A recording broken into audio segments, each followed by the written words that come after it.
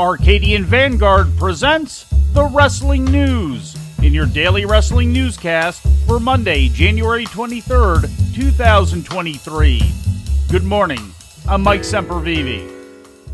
We begin this morning with the announcement of a multi-promotional junior heavyweight wrestling super show.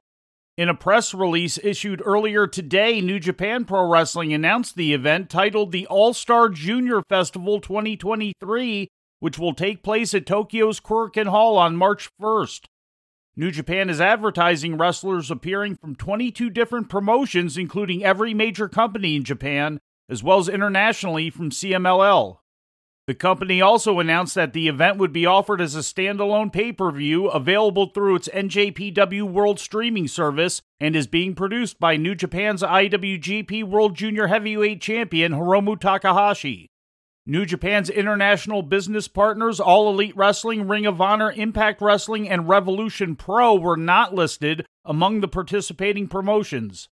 New Japan's current tour, New Beginning, picks up again tomorrow, also at Korakuen Hall, for the first leg of back-to-back shows. Turning to Mexico, Negro Casas' unexpected appearance at AAA's television tapings on Saturday night has had ramifications on his last two CMLL bookings.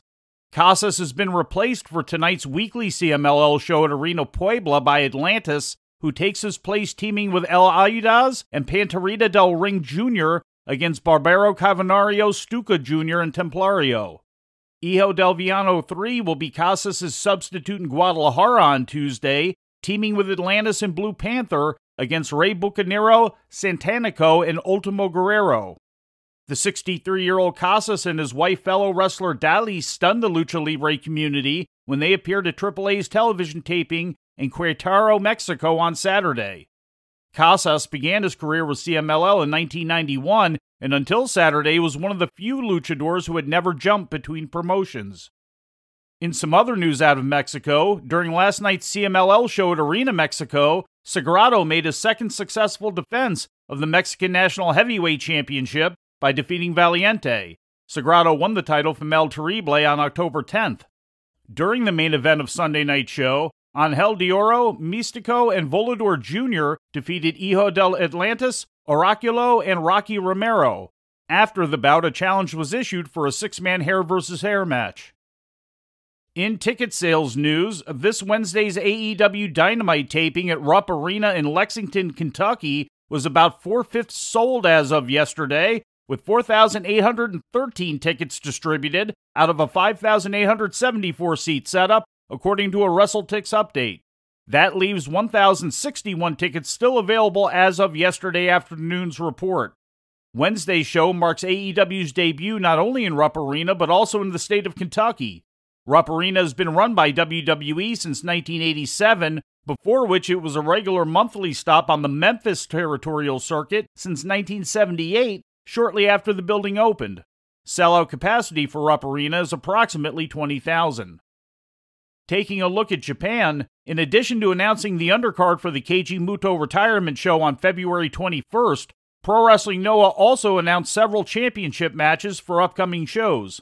On February 12th, Global Honored Crown World Champion Kaito Kiyomiya is scheduled to make the fourth defense of his second reign against Jack Morris in Osaka. Also on that show at the Edion Arena, Takashi Sugiura and Satoshi Kojima are set to put up the GHC Tag Team title against Masa Kitamiya and Daiki Inaba. Also announced is Yoshinori Ogawa and Aita defending the GHC Junior Heavyweight Tag Team title against Junta Miyawaki and Alejandro. A week prior to Osaka on February 5th inside Tokyo's Korakuen Hall, Hijo del Dr. Wagner Jr. is scheduled to defend his GHC National Heavyweight Championship for the second time against the challenge of Manabu Soya. And finally, Dragon Gate's six-man championship changed hands on Sunday inside Kobe's Sambo Hall. Kota Minoura, Ben K, and BB Hulk defeated Shun Skywalker, Kai, and Ishin to win the Open the Triangle Gate title in 17 minutes and 46 seconds after Hulk pinned Kai after the first flash. And before we leave you today, we'd like to remind you that however you consume your content, you can find the wrestling news 24 hours a day and 7 days a week across social media. On Twitter, follow us at Wrestling News AV.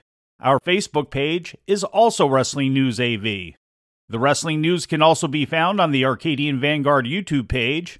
And for those who utilize Amazon Echo devices, just tell Alexa to play the Wrestling News podcast. And remember to make sure you add podcast at the end.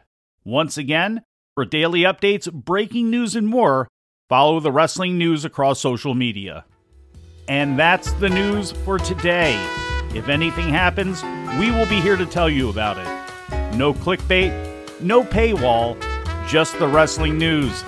The Wrestling News is a division of Arcadian Vanguard, and the Wrestling Newscast is a production of the Arcadian Vanguard Podcast Network.